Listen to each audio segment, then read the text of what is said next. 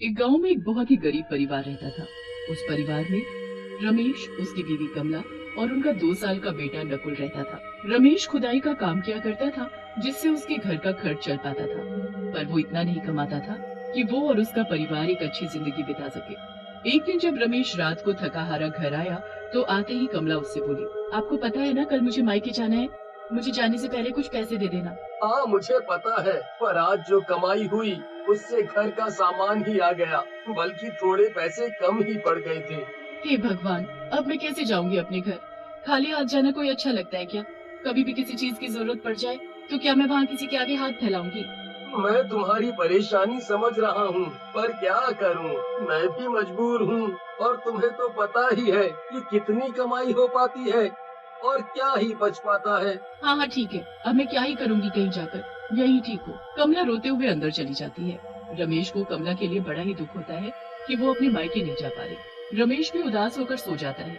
अगले दिन रमेश काम के लिए निकलता है, पर उसे कहीं कोई खुदाई का काम नहीं मिलता। रमेश निराश होकर घर आने लगता है, पर तभी पीछे से कोई उसे आवाज देता है। अरे ओ भाई, जरा सुनो तो। जी कौन? क्या आपने मुझे आवाज दी? हाँ भाई, तुमको ही बुला रहा हूँ। आओ। जी सेठ जी, बोलिए। तुम खुदाई का काम करते हो? जी सेठ जी। अच्छा, यहाँ से थोड़ी दूर पर मेरी जमीन है, वहाँ मुझे ट्यूबवेल लगवाना है। ठीक है, मैं आपका काम कर दूंगा। रमेश बड़े मन से वहाँ काम करना शुरू कर देता है। पूरा दिन वो वहाँ की झाड़ियों को हटाने का काम करता है। सारी सफाई के बाद रमेश एक जगह देखकर खुदाई शुरू कर देता है। जैसे ही रमेश खुदाई करना शुरू करता है, उसे बड़ा अजीब सा महसूस होता है, पर ज्यादा ध्यान न देते हुए खुदाई का काम फिर से शुरू कर देता है। आज तो मैंने काफी काम कर लिया, रात भी होने वाली है, पर सोच रहा हूँ थोड़ा और गड्ढा खोद कर ही घर जाऊँ। रमेश गड्ढा खोद ही रहा होता है कि अचानक उसके फावड़े से कोई चीज टकराती है। रमेश फिर से फावड़ा मारता है तो फिर से कुछ टकराता है। रमेश को लगता है कि ये जमीन में धंसे हुए पत्थर होंगे। जैसे वो थोड़ी मिट्टी हटाता है तो वहाँ उसे कुछ चमकता हुआ दिखता है। रमेश थोड़ी और मिट्टी हटाता है तो उसकी आंखें फटी की फटी रह जाती हैं। वहाँ तो सोना दबा होता है। रमेश जल्दी से और जमीन खोदने लगता है तो उसे वहाँ ढेर सारा सोने का खजाना मिलता है। रमेश ने तो कभी इतना सोना देखा ही नहीं होता। उसके तो हाथ पैर कांपने लगते हैं। कोई उसे देखे इससे पहले ही वो जल्दी से खजाने को उठाकर जेब में भरने लगता है। पर जैसे ही वो जेब में खजाना डालता है, तभी उसे मिट्टी से धुआं आता दिखता है और फिर एक अजीब सी आवाज सुनाई देती है। रुक जाए मूर्ख आदमी, वरना मेरे हाथों मारा जाएगा। कौन है? कौन है यहाँ?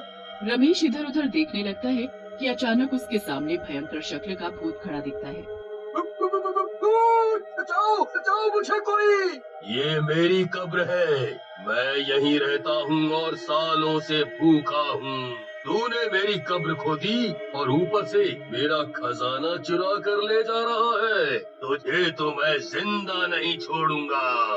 नहीं नहीं भूत जी, मैं तो यहाँ किसी का काम कर रहा था, मुझे नहीं पता था यहाँ आपकी कब्र है। मैं बहुत गरीब हूँ और मेरे बीवी बच्चे कब से भूखे हैं, इसीलिए मैंने सोचा कि क्यों न मैं ये खजाना ले जाऊं, जिससे हमारे घर के हालात सुधर सके। इसीलिए मैंने सोचा कि क्यों न मैं ये खजाना ले जाऊं, जिससे हमारे घर के हालात सुधर सके। मैं तुझे ये खजाना दे सकता हूँ, पर एक शर्त पर। क्या शर्त भूत जी? अगर तुम रोज मेरे खाने के लिए कुछ लेकर आओ, तो मैं तुम्हें रोज इस खजाने में से एक चीज दे दूंगा।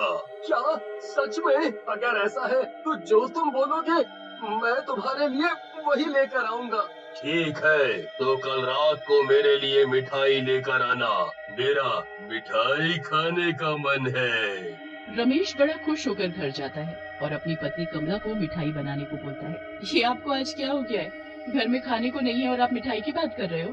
ओहो, जो मैंने बोला है बस तुम वो करो। अभी मैं तुम्हें कुछ नहीं बता सकता, पर अगर तुम कल बढ़िया सी मिठाई बनाकर मुझे दे दोगी तो हमारे दिन बदल जाएंगे।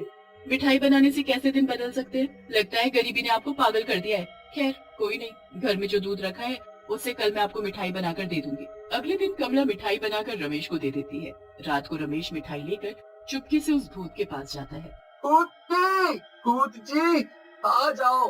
देखो, मैं मिठाई ले आया हूँ। आखिर तुम मेरे लिए मिठाई ले ही आए। खुशबू तो बहुत ही अच्छी आ रही है। जल्दी ये मुझे दो, अब मुझसे रहा नहीं जा रहा। रमेश वो मिठाई उस भूत को दे देता है। भूत गपागप उस मिठाई को खा जाता है। वाह, ये मिठाई तो बड़ी ही स्वादिष्ट है। तुमने मुझे खुश कर दिया। ये लो सोने के कंगन। जैसा मैंने कहा था, मैंने वैसा ही किया। अब कल तुम फिर से मेरे लिए यही मिठाई लेकर आना, तो मैं तुम्हें और खजाना दूंगा। रमेश कंगन को हाथ में लेकर बड़ा ही खुश होता है। उसकी तो जैसे सारी समस्याएं दूर हो जाती है। भूत अपनी कब्र में वापस गायब हो जाता है और रमेश कंगन लेकर घर आ जाता है। कमला सोने के कंगन देखकर बड़ी हैरान हो जाती है। रमेश कमला को सारी बात बताता है। दोनों बड़े ही खुश होते हैं। वो अपने घर का सारा सामान लेकर आते हैं और घर की सारी परेशानी दूर हो जाती है। अब कमला रोज रमेश को दूध की मिठाई बनाकर देने लगी थी। रमेश रोज रात को वो मिठाई लेकर भूत के पास जाता और भूत उस मिठाई को खाकर इतना खुश हो जाता कि वो रोज रमेश को खजाने में से एक सोने की चीज निकाल कर दे देता। धीरे धीरे रमेश नया घर ले लेता है और खूब अमीरों वाली जिंदगी जीने लगता है। कमला के भी ठाट बाट अलग ही हो जाते हैं। एक दिन कमला रमेश से बोलती है कि उस भूत के पास इतना सारा खजाना है कि वो रोज हमें देने के बाद भी खत्म नहीं होता। सोचो, अगर सारा का सारा खजाना हमें एक बार में मिल जाए तो कितना अच्छा हो। हमें तो फिर इस गांव में रहने की जरूरत नहीं, आराम से शहर में मजे की जिंदगी जिएंगे और नकुल को एक अंग्रेजी स्कूल में डाल देंगे। हाँ, ये तो है। और रोज रोज मुझे उस भूत के पास जाने की भी जरूरत नहीं पड़ेगी। पर वो भूत हमें सारा खजाना एक बार में नहीं देगा। अरे कोई तो तरीका होगा, मुझे आज तुम सोचने दो, फिर मैं ही कुछ करती हूँ। कमला और रमेश के मन में लालच आ जाता है। अब दोनों सारा खजाना उस भूत से एक बार में लेने के बारे में सोचते हैं। कमला दूसरे गांव में एक तांत्रिक के पास जाती है और उसके पास जाकर झूठ मूठ कर रोने लगती है। बाबा, मेरी मदद करो। बाबा, मेरे घर में एक भूत का वास है जो रोज हमसे मिठाई मांगता है। अब हम क्या करें बाबा? आप ही ऐसा कुछ उपाय बताओ जिससे हम उस भूत को खत्म कर सके। मैं तुम्हें एक फबूत पढ़कर देता हूँ। तुम उस फबूत को मिठाई में मिलाकर उस भूत को खिला देना। मिठाई खाते ही वो भूत भस्म हो जाएगा। कमला उस तांत्रिक से भभूत लेकर घर आ जाती है और मिठाई में मिलाकर रमेश को दे देती है। अब इस मिठाई को खाते ही वो भूत भस्म हो जाएगा। रमेश मिठाई लेकर भूत के पास जाता है। आ गए तुम मिठाई लेकर। मैं कब से तुम्हारा इंतजार कर रहा था। आज तुमने आने में बहुत ही देर लगा दी।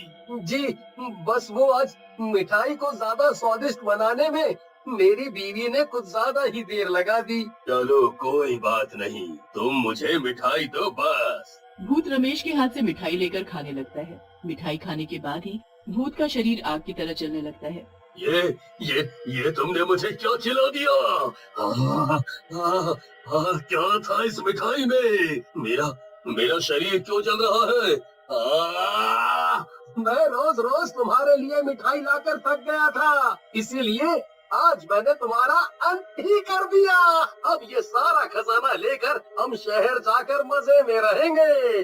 भूत तड़प तड़प कर जलकर भस्म हो जाता है। रमेश जल्दी से सारा खजाना एक पोटली में बांधकर घर पहुंचता है। रमेश पोटली को खोलता है तो उसके पैरों तले जमीन ही खिसक जाती है। पोटली में मिट्टी और कंकड़ पत्थर के अलावा कुछ भी नहीं होता। हे भगवान, हम तो लुट गए, सब बर्बाद हो गया। कमला जल्दी से जाकर घर में रखी पोटली लेकर आती है, पर जब उस पोटली को खोलती है तो उसमें भी कंकड़ पत्थर होते हैं। दोनों सर पकड़कर रोने लगते हैं, पर अब उनके पास रोने के सिवा होता भी क्या। दोनों के लालच की वजह से उनको फिर से गरीबों वाली जिंदगी जीनी पड़ती है। इसलिए कहते हैं, लालच बुरी बला है।